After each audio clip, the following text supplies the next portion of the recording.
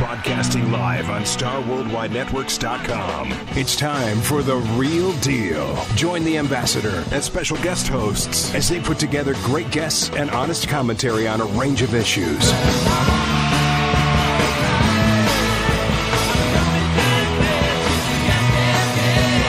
But one of their main topics will be preserving Native American tributes in sports team nicknames.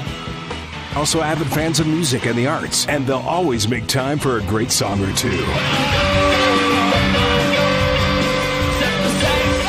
Now, it's time for The Real Deal. Here's your host, the Ambassador.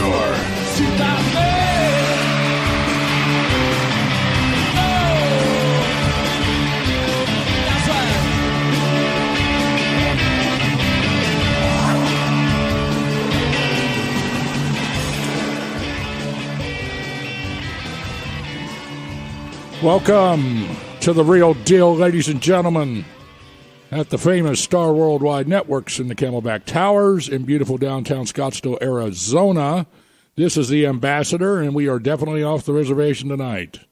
With me tonight is my producer, Kyle Pratt, the son of the infamous Dave Pratt. Say hello, Kyle. Hey, Ambassador. Welcome back. Yes, sir. That was a good trip. We'll talk about that in a minute. And then my lovely co-host from Hong Kong, Maggie, please say hello. Hi. How are you? I'm good, thank you. How was your trip to Mexico? Oh, it's awesome. I was swimming. I hurt myself, but it's good. I love it. Yeah, you and your friends from Hong Kong, your lady friends, and yeah. Did you drive the Mercedes while you were down there? Yeah, they did. I want to go again with Michelle and Jeff and Vassar. That's right. Did you have the top down? Yes. Good. Yeah. Good. Yeah. And you had some good seafood, didn't you? Yeah, very good. Yeah, I told you it's good. Yeah. Yeah, I love Rocky Point. You've been down there, haven't you, Kyle? Once on a cruise. Oh, really? Yeah. You should go. We should all go some weekend. I'll rent us a penthouse or something. That'd be awesome. Yeah, and it's only about 3.5 hour drive from here. It's not bad at all. No. Totally worth it. Yeah, and it's only 60 miles south of the border. And then my other co-host tonight, and guest actually, from Philadelphia, is Dr. Tony. Say hi, Dr. Tony. Hey there, Chief. How you doing? I'm doing okay, buddy. Glad you could finally make it in here. And thanks for inviting me. Absolutely. I'll be talking more about Dr. Tony and our friendship that we've developed over the years here in a little bit. I want to thank the Smart Community Exchange. They're based out of Orlando, and then there's a hurricane over there right now. But they're actually in Finland, and they're going to be our guests tonight later on in the show. Our sponsor, Graves Propane, with offices in northern Arizona, family-owned business John and Susan Graves. Please buy your propane from Graves Propane. They've been serving Native Americans for a long time. They're really good people, and they're good friends of the Ambassador, and they help us out here. UMate International, HUMATE.com. That's my company. And I produce minerals for organic agriculture up in Gallup, New Mexico. I just returned there from about a 6-day trip. Got a lot of work done, shipped a lot of humate out of the country in South America and Central America for everything you can imagine. Pineapples, mangoes, bananas, coffee, flowers. Our other sponsor, Swisher Air Conditioning. They're donating a unit to a low-income Native American family in Arizona. This is a $10,000 deal. Please consider being a sponsor on our show. We really need sponsors, folks, to keep the show going. Don't forget to download the new app, right, Kyle? Yes, it comes with all the bug fixes, so make sure to get that. Yep, and that way you can listen to it on your smartphone or your laptop. I want to thank our listeners all over the country, Native Americans and all Americans. I also want to thank our listeners at Channel 3 and all the other local channels here in Phoenix. Jamie Soretta, my friend, a.k.a. hashtag Valley Treasure, American Indian Center of the Great Plains, Kansas City, Missouri, Johnny Leonard, and in which I'm a principal. Now I'd like to say something to our Navajo brothers and sisters on the Navajo Nation. Yate she dene, Dennis Yellow Horse Jones and she. Now Peter McDonald would like to say something to you in Navajo. Yate shas toy sezane setelke shije the neshike no kliniki shidi Peter McDonald dashne Askan Zahon Slobet, and a Bashichin, Adotus a card, Edashin Nalle, Ashi Hidashiche, Totich in Ebas, Esetta, Shada Haldia, Kododi, Nini, Eba Hanne, no, Kodoy, Ambassador Dennis Yellowhorse, Niji, Yalticho, Yoshwas. Akoda Nini, Be Edeba Hanne, the real deal, will yell. Jo Koi Hashina Land Ne says yes, Yadal, Lahadaba, oh, Lahab, Lahadal now.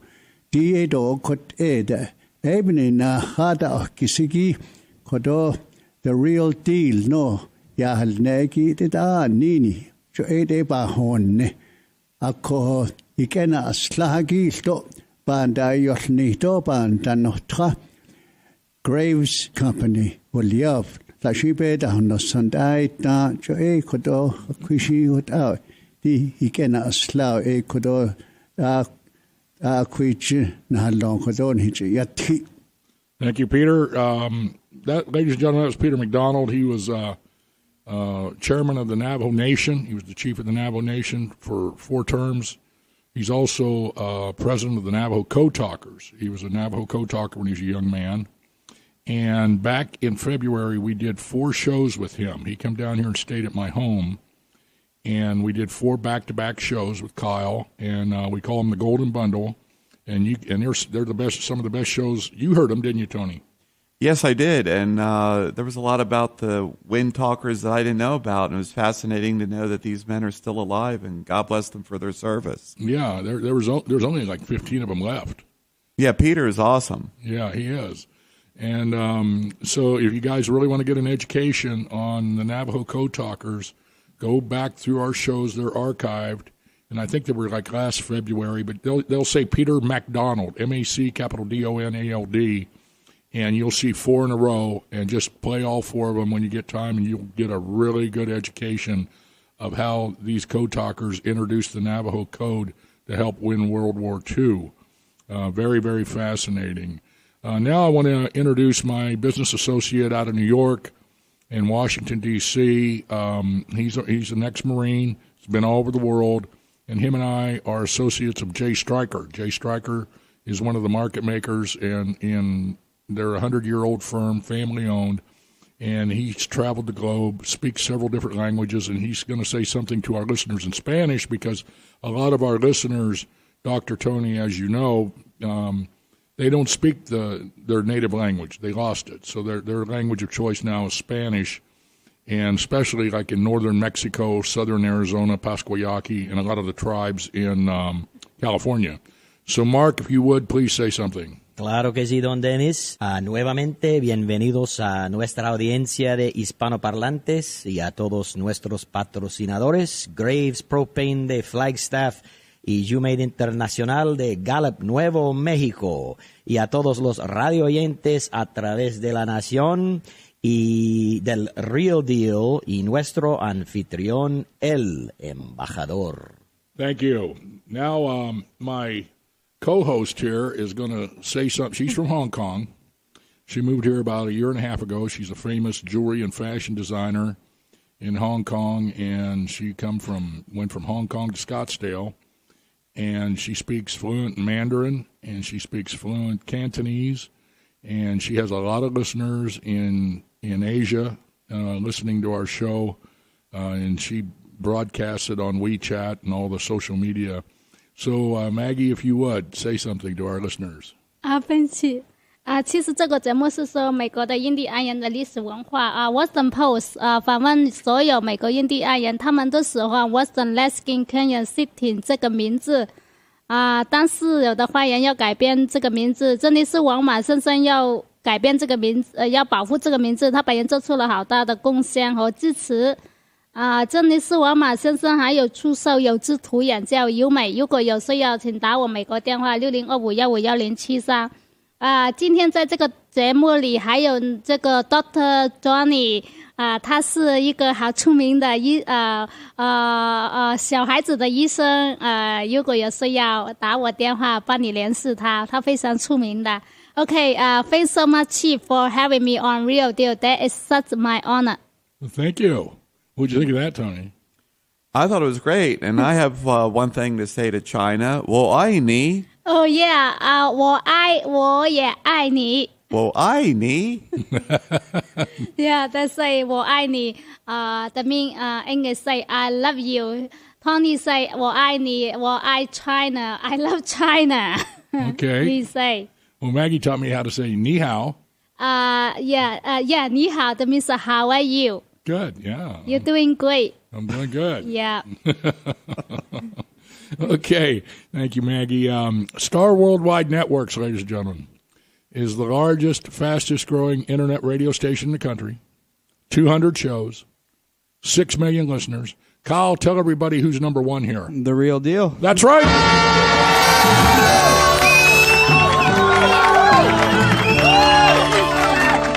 Yes, sirree. And we've earned it. And thank you, all our listeners, for sharing and telling everybody about our show. And a lot of our support comes from the fans of the teams that honor Native Americans. For example, we want to thank them. The Kansas City Chiefs, Washington Redskins, Golden State Warriors, Atlanta Braves, Cleveland Indians, Chicago Blackhawks for listening and honoring Native Americans by using the names. And as I said many times, these political correctness people that want to get rid of the names that honor Native Americans, this is the same thing that was done in Germany to the Jewish people. Burn the books, get rid of the race. In 100 years, Native Americans will just be Americans. And we can't let that happen. So spread the word and consider supporting the real deal. Yeah, I just got back from New Mexico. I was there several days. The weather was good. It was cold. One day it was very windy. And I went to your favorite place, Dr. Tony, Blake's Lotaburger.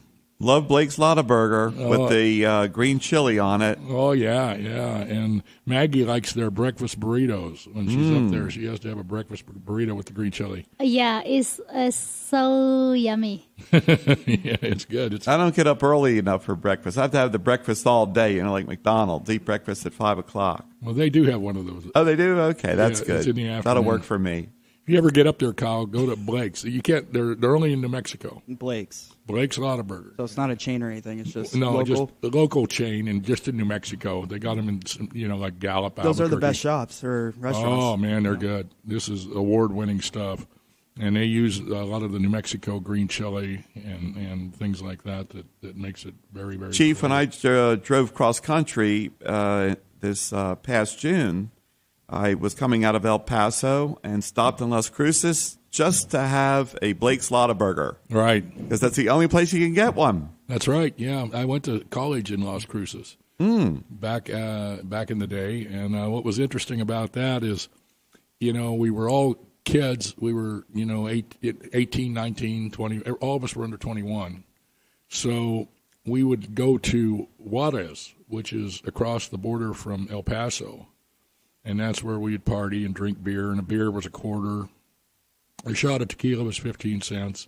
We didn't have much money, but I had a company vehicle that belonged to my family's company and a company credit card for gas only. So, but we were athletes. We'd pile in the pickup. We'd go down there, and if we had $20, we could have a hell of a time. And then we'd party it up, and then come back to the campus.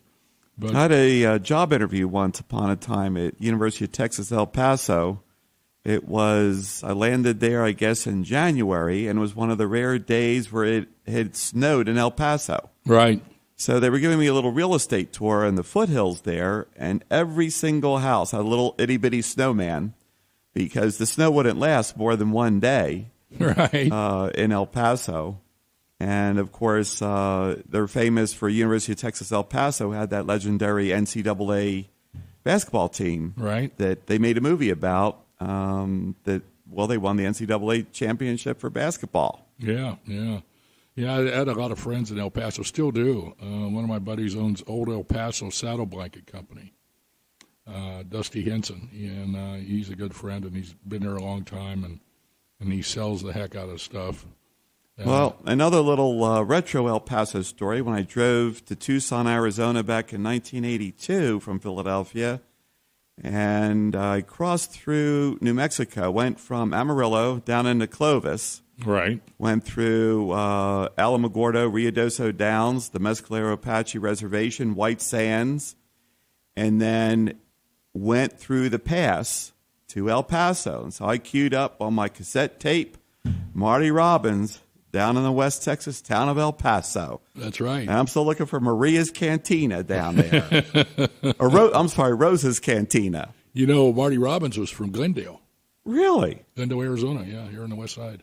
No, I love Marty Robbins. He was a real cowboy singer. Yep. He had all the gunslinger songs. Right. A buddy of mine plays up at Manuel's, and he can sing a lot of his music. I love that place. Yeah, isn't that cool? Oh, man. Me and my dad go there all the time. Yeah. You go to the one up on Mountain View? Yeah, off the 101. Yeah.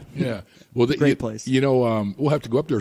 They have live music there on the weekends. Yeah, no, we sat right in there watching a band one night. Yeah, they're good. Yeah, they are. The owner plays in the band. Really? Yeah, he plays the guitar and sings. I did not know that. And John, the Mexican guy, kind of heavy set. I'll keep an eye out next time. Yeah, and then the other guitar player, Bob, he was the lead guitar player for Glenn Campbell. Oh, wow. Yeah, and Alan, the other guy, has been around here for years. Those guys are accomplished musicians. Quite the group, yeah. Yeah, and then there's a guy up there that plays trumpet. It plays the horn really good. But I go up there. They're remodeling it. Did you see? Really? Yeah, they're remodeling the whole front of it. I haven't been there in a couple months, but yeah, well, I haven't either. But they're remodeling it to make it a lot bigger, the patio and all that. But awesome. It's fun. Yeah. I go there. I enjoy it. And it's not too far from my house, so I can get over there and get home pretty easy. Okay, what we're going to do here is we're going to play a song, and then I'm going to talk to Tony here and introduce him, and we're going to talk to him for a little bit. Kyle, tee it up.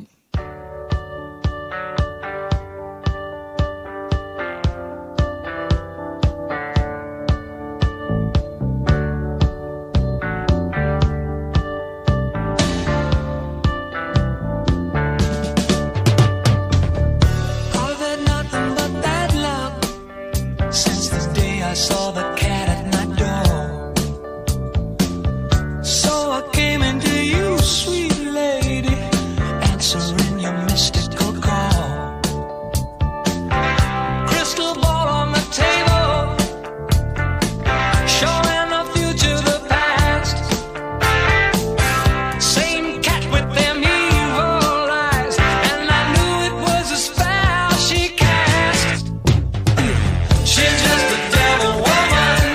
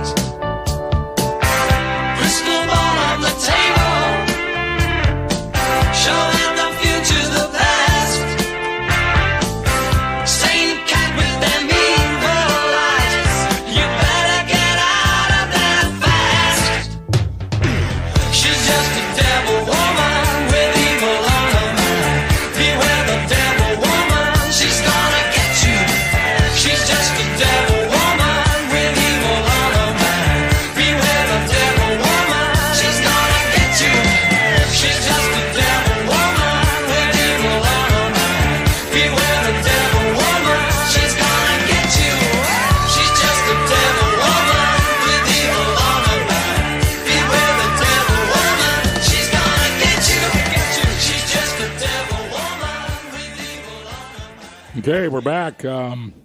Tonight, my guest is Dr. Tony. He's a pediatrician, and he's hails from Philadelphia. And we've become friends over the years, and I value his friendship. And thank you, Chief. Yep, and I always wanted you to come on the show, and tonight you finally made it. Finally. Yeah. I got to tell you a little story about Philadelphia. My wife, Jane Yellowhorse, was a famous Native American jeweler, as you know, and she did shows. She was an artist and did some exclusive shows for the Episcopalian Church. And they'd have their national convention. How she got involved in it was here in Phoenix 20-some years ago. And she sold a cross to the wife of the Archbishop of Canterbury. Wow. Yeah, a big cross, and it was presented to the Archbishop because he was here in Phoenix. So they made sure that they wanted her to be front and center at every national convention. So their convention is every 3 years. So she started out with them here in Phoenix, and then it went to Indianapolis and Anaheim, Denver, Minneapolis, and went to Philadelphia. Oh. So the convention is about almost 2 weeks long. Uh-huh. And then it's really, I'd go with her, and get her set up and everything. And it was very spiritual. Because everybody that was in the convention hall was committed to their church. They loved their church. They were all very good people, and a lot of them from all walks of life. I met a lot of neat people there from all over the world.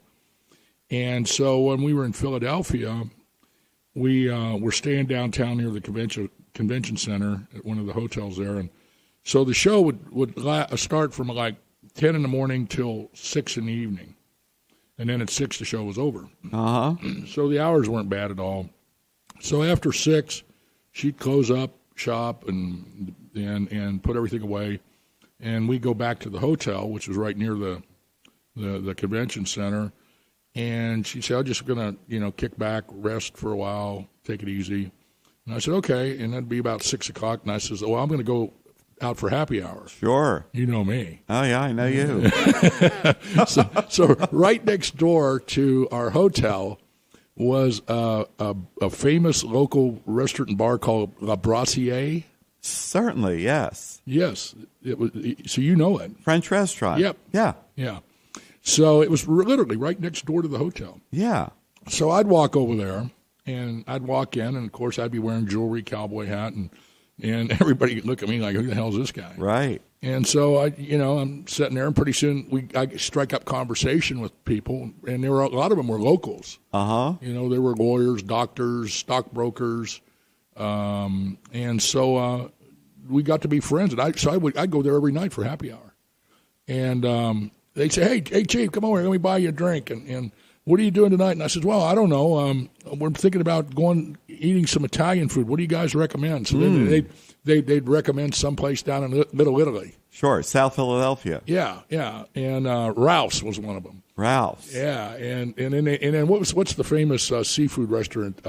Bookbinders? Yeah, Bookbinders. Oh, yeah. Went there, and we hit them all, and if the diocese, these different dioceses would have cocktail parties. Nice. Yeah, like the Diocese of New York, they'd be staying at the Hyatt, and so they'd invite us over there for a cocktail party.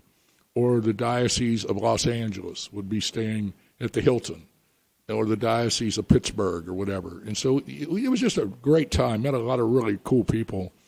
And so every night I'm in this place, and there's this one lawyer, and he was there. He'd come and sit with me every night, stand with me at the bar and talk. And his name was Seth Jameson. And finally I said, early on, in the week, he told me he was a lawyer. So I asked him, I says, what kind of law do you practice anyway? And he said, Chief, he says, I only have one client. And I said, really? I said, who's that? And he said, the Rolling Stones. Really? Yeah. And I said, are you kidding me? He said, no. He says, they go on tour, and when they go on tour, I travel with them. I'm their attorney in case anything happens. Sure. And so he says, they're going on tour in June, and this was May of whatever year that was, and he said I'm going to be going around the country with them, and when they come to Phoenix to play, you're going to go as my guest. Wow. And you and your wife or whatever. And I said, yeah. I says, that'd be awesome. I said, that's my favorite band. So after the show was over, I didn't hear from them.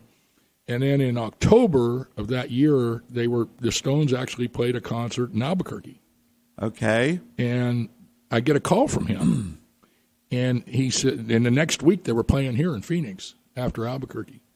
And he said, do you remember me? And I said, yeah, I remember you. He says, well, I told you. He says, you're going.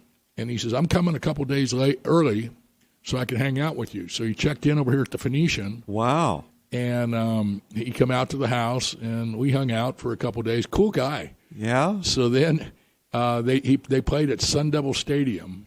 Good old Sun Devil. Yeah, and so the hotel down there, the Palms. Not the Royal Palms. It's anyway. It's called the Palms. It's right next to the stadium. Okay. So he said, you come down here with your guests, and the security is going to be waiting on you, and then they'll escort you. They had the whole top floor of the hotel rented. And he said, well, they'll escort you up to the top floor, and they'll bring you into the suite, and I'll be there waiting on you. And so I did, and went up there and hung out with them, and then we didn't watch the first concert or the first performance. It was Melissa Etheridge, I believe. And so then after the first one was over, they said, okay, let's go. So they escorted us right next door into the stadium, and we walked right in there and sat right down front and watched the Rolling Stones. Wow. And that was way cool. Yeah. That's awesome. Did you get to meet them backstage after at all? Yeah, a little bit. And then we went backstage, and they flew in from La Jolla.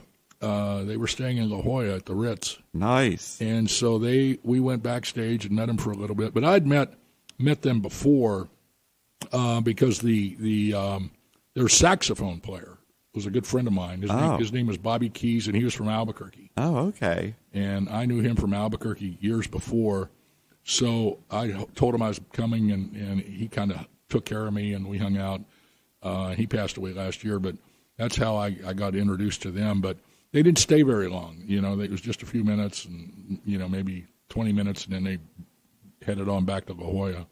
Well, maybe that's why we connected, because I love the Rolling Stones. I saw them back in the 70s, so I'm showing my age, but it was when they were doing Brown Sugar. Yeah, well, he was the guy that does the saxophone on Brown Sugar. Oh, okay. So here's the deal. At the now defunct Philadelphia Spectrum, the opening act was Stevie Wonder with Superstition. Right. And then out comes Mick Jagger with Brown Sugar. It was the bomb. Yeah. And then I got to know Lisa Fisher, and she sings with the Stones. Oh, okay. She's the one that sings Gimme Shelter. Oh, really? Yeah, with the Rolling Stones. And Yeah. I got to know her and got to be friends with her. But really nice people. And then the drummer, Charlie Watts. Uh-huh. He's a big Arabian horse guy. Really? Yeah, and Jane used to exhibit up here at the Arabian Horse Show at Westworld. Yeah, every February, the Right. Scottsdale Arabian Horse Show. Right. So one year we're up there at our booth, and this guy comes walking in, and he's dressed up like a banker. I mean, he had a pinstripe suit on, and he looked like a banker. And he come walking in, and I thought, I know that guy. And I just kept watching him, and he walked around the tent, the exhibit hall, and then he slowly walked over by us. And when he got in front of me, I looked him right in the eye, and then I realized, I said, you're Charlie Watts. Wow. And he said, yeah, and he's a real shy guy. And he said, yeah, I'm Charlie Watts. And so, he was into Arabian horses. I think he still comes around here. And what was the whole deal with, wasn't Wayne Newton the guy that was big time into Arabians as well? Yep, and I got to know him real well through Peter. Oh, okay. See, Peter and him are big buddies because he's a Native American. Oh. From Oklahoma. Oh. And so when Peter introduced me to him years ago, and so every time we would go to Las Vegas, he'd be playing Caesar's Palace or someplace. Sure. Mostly Caesar's. and we'd go to the last event, the last show, because after the last show, then we'd go to his dressing room. Nice. And we'd hang out in his dressing room and till 4 o'clock in the morning or whatever. And nice guy, really a nice guy. And I haven't seen him in years, but he's still around, but he's Mr. Las Vegas. Did you hang out with the Rat Pack up there, Chief? Well, I'll tell you a good one. You must have run into the Rat Pack. Come on. No, I'll tell you a good one on that one. And I told Sheriff Joe this last week. Jane was on the founding board of the Western Heritage Gene Autry Museum. Ooh. And they wanted a high-profile Native American on there, and she was on the board. This is years ago when they first started this thing. And so they would have these big fundraising events before it was built, and they would be in Beverly Hills or Century City. So we would fly out there, and we'd sit at Gene Autry's table. And the one night he was there, there must have been 1,000 people in there paying, $1,000 a plate or more. Sure. And we sat at his table, and the entertainment was the Rat Pack. Really? Yep. So you got to see them. Yeah, and what was really cool was when we got there that day, earlier in the day, I'd never stayed at this hotel. It was a real high-end hotel. And so we're out walking around, checking it out, and walking down through the lobbies and stuff. And we wandered over by the area where they were having the dinner. And I looked in there, and they were setting up the tables, and there was a stage down there. And I told Jane, I said, this must be where we're going to be tonight. Sure. In this room here. And it was a big room, banquet room. And this limousine pulls up. And I look out to the side, out by the door, and this big limo stretch pulls up. And this guy gets out, and he's got this leopard coat and a leopard hat and a cane, and he hobbles inside, and he walks in, and he makes it to the stage. And they were doing sound checks and all this stuff.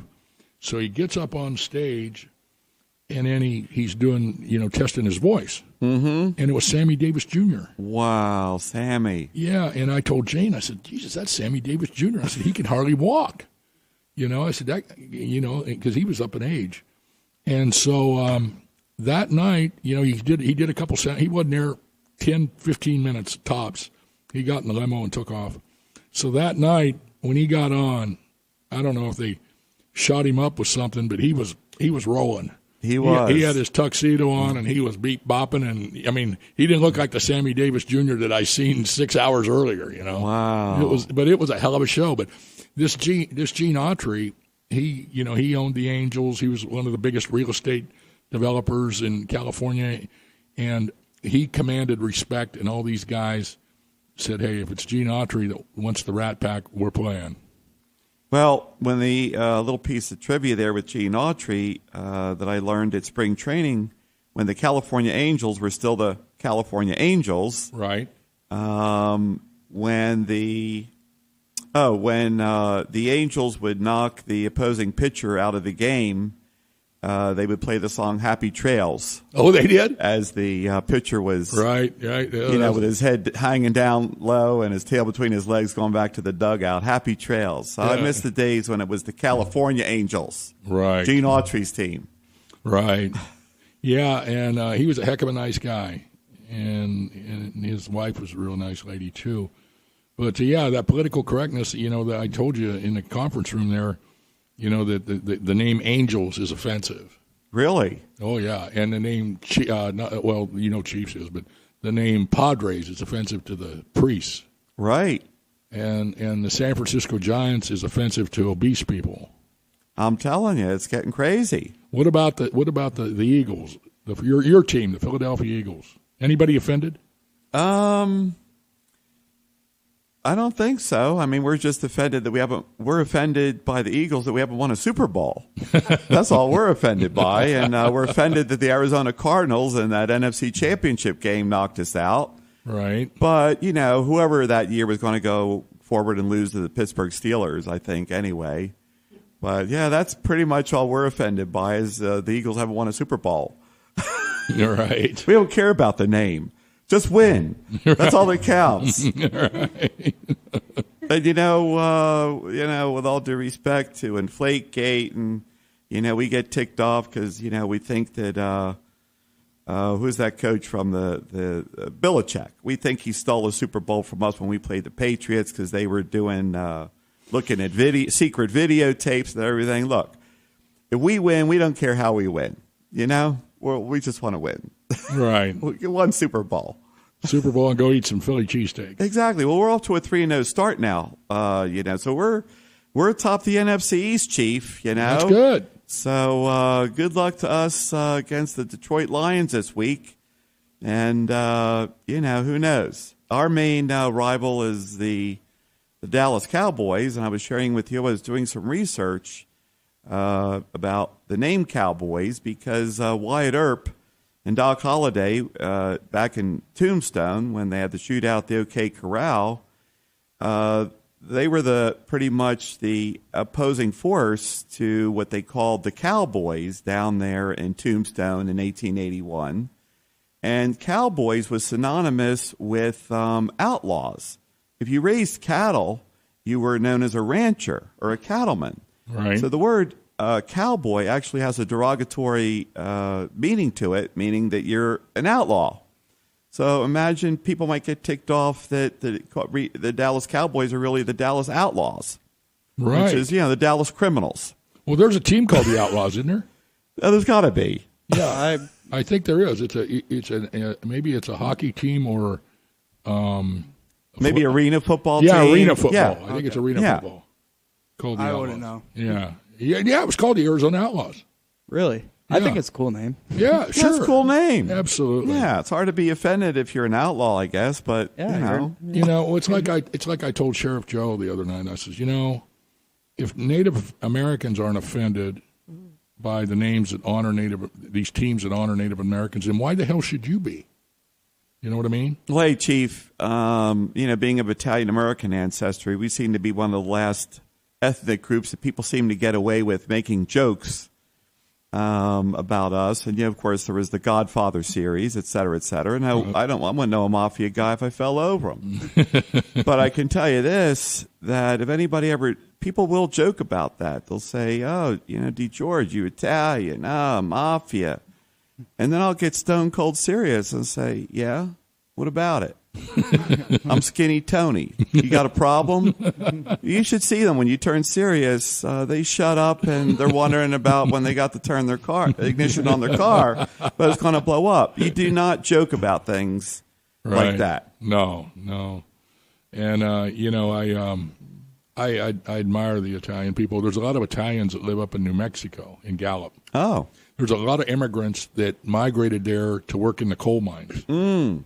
So you have Italians, you have Slavish people, you have Germans, you have some Chinese people, just a mixed bag. Then, of course, you got Native Americans and just regular white folks. But it's a mixed bag. But a lot of my friends are Italians up there, and they're good people. Half Italian myself. Oh, yeah? Yeah. Well, I was just telling you, Chief, before we went on, that I just saw the movie The Magnificent Seven. Oh, really? Which is awesome. Denzel Washington is totally badass. You got to see it just for his performance. I like him. But the makeup of The Magnificent Seven, you've got an African American. They got a full-blooded Comanche. I believe they have someone who's of Chinese descent. They got somebody from every background, everything. They got a Mexican. They got everybody, And the beautiful thing is they're all sort of kind of washed up, gunslingers looking for a cause and looking for a comeback. There's a mean gold mine owner who's making slaves out of everybody and giving them a penny an acre for their land. And the Magnificent Seven gather together and fight for the underdog, and that appeals to me because being from Philly, Rocky, he's the ultimate underdog. Come on! I watched a movie up in Gallup with him where he fought this black kid. He was over the hill, and he said he wanted to fight one more time, and this black kid says, I don't want to fight him. I'll kill him. Right. And it was a good movie. I like him. And I like the one that he's in those movies, Expendables. Oh, yeah. I saw the last one. They're really good. Yeah. He was awesome. Him and Arnold Schwarzenegger was in it, too. Yeah. I figured out how to use Netflix on that pad I got, that tablet. Oh, Netflix. That will suck the time out of your day. Oh, I know. Well, fast. for any listener who gets to visit Philly, you need to do 3 things. You need to see the Liberty Bell, have a cheesesteak at either Pat's or Gino's, whatever one you would like, and you need to run up the rocky steps and stand up there and jump up and down. Yeah. Because it's a good feeling. There's a lot of history in Philadelphia. You ever been there? Oh, yeah. Yeah. Oh. Well, no, I haven't been there, but... A lot of history, like the Liberty Bell, our first library, our first fire station. I love it. I love... First postmaster, Benjamin Franklin. Yep. Yeah, there's a lot of history. In fact, it was the capital of the country before they went to Washington, D.C. Sure. Yeah, a lot of history there. There's more history there, I think, than Boston. I lived in Boston, and I don't know. I like New England, but with all due respect, you got the Old North Church. The first shots of the Revolution were fired at, I believe, Lexington or Concord, one of the two. But that was what was known as the shot heard around the world. Right. I was asked to speak at Northeastern University years ago in Boston about my humate. Oh. And they had over 200 scientists from all over the world studying my product and writing papers on it. It's called the Humic Substances Society. And they're out of Northeastern University, so they asked me to go up and speak, which I did, and it was very interesting. But there was all these intellectual guys doing all this stuff with my product, and I said, that's all well and good, and your intentions are good, but we got to get it out of the theory world and bring it back down here to the reality world and make a product and do some business with it. Right. Otherwise, you're just writing these fancy papers, and that's all very good, but it's not being out in the public domain. You know what I mean? Humate is a type of fertilizer, correct? No, it's a mineral. It's a mineral. Yeah, it's a mineral. It's and it's used as an organic fertilizer. Oh, okay. Versus, if it's mineral, it would be an inorganic fertilizer, wouldn't it? Yeah, but it's also used for human consumption and for animal feed. Oh, okay. HUMATE.com. Okay. And that'll tell you all about it. We got our guests that we're gonna be listening to in Finland. So, Kyle, I want you to fire up the airlines, call up Real Deal Airlines, kick the tires like the fires, and we're going to end up in Finland. But before we go, a couple of things. I picked the music here. And this second song that we're going to play right after we get on the airplane is dedicated to all the media all over the world. This song is for you. But you want to know what the problem with the media and all these name changers is? You can't handle the truth. I like it.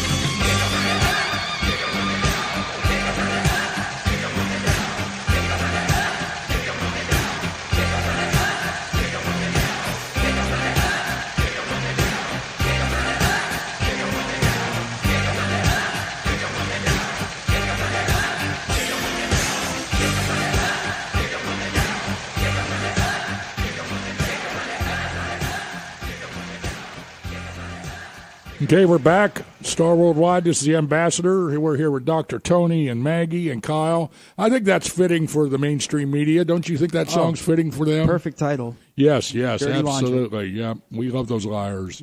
Okay, now we're going to listen to Tana Toronto, and she's my friend with Smart Community Exchange. She's the one that was instrumental a couple months ago having Maggie and I fly. They flew us over to Orlando, and we did a show from there, Dr. Tony. Really? Yeah. Love Orlando. Yeah, and we went over there on behalf of the Smart Community Exchange, the City of Orlando, and the World Trade Center of Orlando. And they wanted me to speak in an entrepreneurial conference, which I did, and I was very well received. And then we toured Orlando because they're trying to promote Orlando not just as a Disney destination. Right. They want to show people that there's a lot of other stuff going on there. So they took us to Siemens and all the different factories and innovative thinking that's going on there. And so Tana ended up going to Finland, where she's at right now. And so she sent something to Kyle because it's 3 a.m. over there. Sure. And so Kyle's going to play that for us right now. Hello, Great. Ambassador Maggie. This is Tana Tarano talking to you from Helsinki, Finland. We just wrapped up our Smart Community Exchange in Helsinki. Wish you could have been here with us, but we're really looking forward to the one that we're going to be doing with you in the next few months. And we've already invited all the people here in Helsinki to come join us in the U.S. when we do the one with you in Arizona. So thanks again for the opportunity to be on your show, and we'll talk to you again soon. This is Tana, signing off. Hello from Helsinki. This is Mon representing Bright Charger, and we're just calling you from this event. Tervehdys, täällä Mauno Helsingistä. Helsinki, hyvää iltaa tai aamuyötä. Kello on täällä kello 3 tällä hetkellä. Tässä on muutamia esiintyjiä, muutamia ihmisiä paikan päältä. There's a couple of guys, couple of companies and great people from Helsinki. Actually, it's 3 a.m. Hi, bonjour. This is Stefan from Helsinki, French, representing Team Time Consulting. You can have a look on teamtimeconsulting.com. Bonjour, Stéphane de Helsinki. Je représente la société teamtimeconsulting.com. Hello, this is Mikko from Helsinki. Do you want to become a part of sharing economy? If so, we created a tool for you, documented.zone. Please feel free to visit the zone. Hello, this is Ilkka from Helsinki, from Finland. Are you ready to rock with us? We are coming from here. Hello, this is Ville from Tampere, Finland, now visiting in Helsinki. I hope to see you in your meetings near future. Moro, as they say in Finland. Hyvää päivää. Ville Suomen Lasijalostus Oy:stä. Toivottavasti nähdään pian teidän tapaamisissanne. Hello, Ambassador. This is Minna Levine. We miss you here in Helsinki, Finland, and look forward to your visit next year, 2017, which is going to be our 100th anniversary for Finnish independence. And greetings from Finland to all your listeners. We look forward to seeing you in Finland soon. Hello, I'm Pekka Ollikainen from the National Innovation Agency, and I'm networking you on the LinkedIn on Learning Solution and on digitalization. God kväll, jag heter Pekka Ollikainen från Helsingfors och jag vill hjälpa er med lärarsystemet i finska skolorna. Hej! Hello, this is Jukka in Wonderful Europe, and hello in Helsinki, and maybe we give it to business in USA. Suomeksi. Moi, täällä Roskinen Jukka. Terveisiä Suomesta ja todennäköisesti tullaan tekemään vähän bisnestä myös Amerikassa. Dobry dzień. Helsinki is between East and West. Welcome and visit us. That was awesome. That was great. Yeah, I met almost all those guys. Maggie and I met them in Orlando a couple months ago. They were all there for this conference. And nice guys. And they have these innovative inventions. And they were telling me, Mina was telling me, the lady that was talking there, she's from there. And she lives in Atlanta. And she was telling me that for education and mathematics, science, and education, Finland is the number one country in the world. Did you know that? No. Yeah. Number one, and number two is South Korea, and number three is China. And it's kind of a toss-up between China and South Korea as who's number two. United States is like 26 or 28. Wow, we got to do better than that, Chief. Yep, we do. And so I was there, and after we did a radio show there at the Hyatt in Orlando, and they were all there. They were all on the show, and they were sitting there in this conference room with me. And Kyle was ramrodding it right out of here. And it come off pretty good, didn't it, Kyle? Yeah. Really no errors at all or technical glitches. It came through nice. I went and bought this really neat microphone for high-tech microphone so we could talk into it. And then I got earphones for us, and then we did it via Skype. So Kyle had it all figured out, and there were some guys there, some techie guys, and I was kind of lost, and they kind of took over, and we were on cue. But So after it was over, we went into the bar at the Hyatt, and why wouldn't we, right? Why? Yeah, sure. And so I'm sitting around with these guys, and I says, I just got a question. I says, what makes you guys so much smarter than U.S. citizens and other people around the world? Good question. What was their answer? You know what their answer was? They says, our country is run by business people. Oh. Business people. Wow. And see, that's what I've been saying all along. We got to get rid of these politicians, and we got to get some business people in office that have some business acumen and apply business acumen to our government. You know, I'm sure. You know, because it's time. I mean, we're $20 trillion in debt. I mean, we're in. We better do something. Well, you know, I don't have any Harvard or Wharton MBA. I wish I did, but I was interviewing for a job once upon a time at a Catholic hospital in Philadelphia that was actually had to make some serious decisions to stay alive, and they were cutting back on their OBGYN department, you know, which means delivering babies. And, you know, in a Catholic hospital, babies are new souls coming into the Catholic Church, and we want those babies. Right. But they had a sign on the wall, and I learned everything I need to know about business or running a business or a country or enterprise. It said, no mission, like we have the Declaration of Independence as our mission. No mission, no margin. But then if you don't have a margin, you can't keep your mission going to save the world and do great things and improve education. That's very good. So that's it. You need the margin to support the mission. That's right. And right now we have no margin. We're in debt, right? No margin, that's for sure. No, that's true. But you know, you meet these people, and they want me to come over there, and I really networked really well with them, didn't I, Maggie? They really enjoyed us. Oh yeah. Then really nice people, business people. Yeah, we really had good time together. Especially we ate Japanese food. Yep. The guy who from France, he's the lawyer. He told me lots about a pattern about America, France, and China. The pattern is not the same. I learned a lot. Yeah. That's good. Yeah. Yeah. Well, hey, Chief, maybe that Finlandia vodka helps them out there a little bit too. Oh yeah. Well, they like their vodka. Yeah, we were knocking it down pretty good. Well, anyway, we're getting close to the end of the line here, but I think we got one more song, and this one here is for you, Dr. Tony. Thank you, Chief. Thank you, Chief.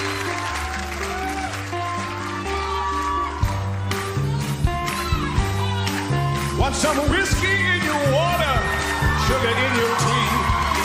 What's all these crazy questions they're asking me? This is the craziest party they could ever be. Don't turn on the lights, 'cause I don't want to see. Mama told me not to come.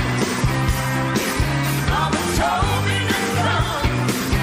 She said that ain't no way to have fun, son. Now open up the window, let come into this room. I think Mama's choking from the smell of stale perfume. And the cigarette you smoke is about to scare me half to death. Open up the window, let me catch my breath. Mama told me not to come. Mama told me not to come. She said that ain't no way to have fun, son. That ain't no way to have fun.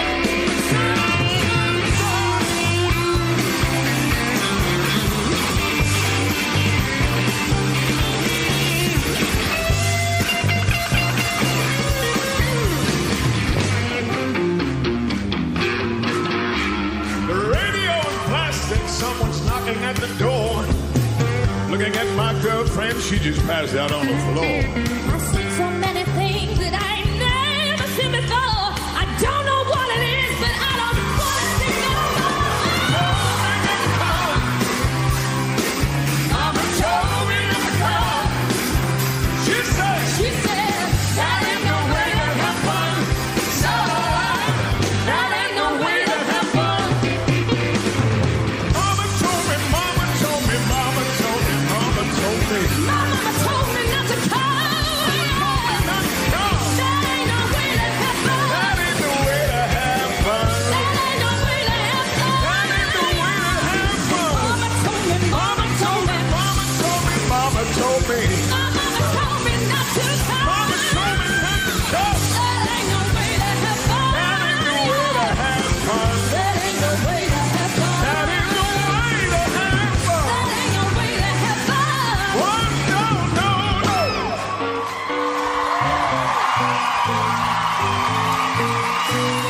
Maybe I should have listened.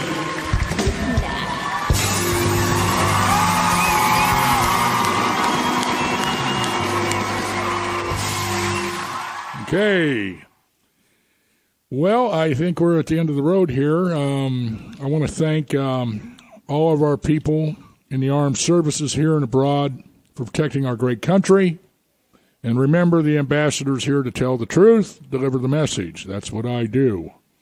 And I want to thank Dr. Tony. Let me say thank you in Navajo. Okay. Ahoy. Agone. Agone. Agone. Okay, I'm getting there. Yeah, you're getting there. That's good. That sounds like a little Navajo or Italian, but yeah, a little bit combination. Yeah, a little combination. And then I want to thank my lovely co-host Maggie from Hong Kong. Oh, thank you for having me, Ambassador. You're welcome, and thank you, Kyle, for being the trusted producer. My pleasure. That you are, and your dad is just a living legend here in the Valley. Buy propane from our sponsor, Graves. This is very important. Support our sponsors because they support us. John and Susan, good people, family-owned business. They started it by themselves, and they're one of the largest private family-owned propane companies in Arizona, especially in northern Arizona. Swisher Air Conditioning, with offices in Arizona. They work in 32 different states. They're personal friends of mine, and they're all in. UMate International, www.humate.com. That's my company. Take a good look at that. If you have any ideas, you think you want to do something, you can call me direct. You don't have to go through anybody else but me. And I'd like to find some sponsors or some people that may be interested in helping us find sponsors, and we got a program worked out for that, yellowhorse.us, and you can email me at info@yellowhorse.us. Or you can call our line at 602-540-3000 for advertising on The Real Deal. So with that being said, ladies and gentlemen, thank you for listening, and thank you for supporting our show and telling everybody about it, because we're here to tell the truth, deliver the message, and we don't subscribe to political correctness. We think that the names of the teams that honor Native Americans are a good thing. And we don't make any bones about that. We don't sugarcoat it. We don't whitewash it. I'll just tell you the way it is, and that's why our show's number one, because we take the gloves off when somebody tries to tell us, hey, that's not politically correct. Oh, to hell with them. So with that, Tony, you going to come back and see us, Dr. Tony? Absolutely. And, I just thought of something, with the Native American population. One of the pleasures of being a pediatrician in this neck of the woods is I've had the honor of taking care of some babies that were of Native American ancestry, and the name of one of my patients was little baby Eagle Wolf. And the reason he was named Eagle Wolf was because when he was born, he had a little tuft of hair on the back of his neck like a baby eagle, and he had a glint in his eye that looked like an eagle, and he cried like a wolf, so hence his name was Eagle Wolf. Now, that's a pretty fierce name, and he probably be chief someday. So I just took care of baby Eagle Wolf, but one of these days he'll be Chief Eagle Wolf. That's right. Well, you're welcome in the studio with us anytime. Thank you. Yep, absolutely. And you're a good friend and a good confidant. You too, Chief. Yep, thanks. Okay, folks, it's time to roll. But before we leave, this is very important, Dr. Tony. Uh-oh. I want you to listen to my producer here, Kyle. Tell everybody all around the world, Finland, China, wherever, Mexico, Canada, United States, why the ambassador is here. To kick ass and save names, Ambassador. See you next week. Woo-hoo!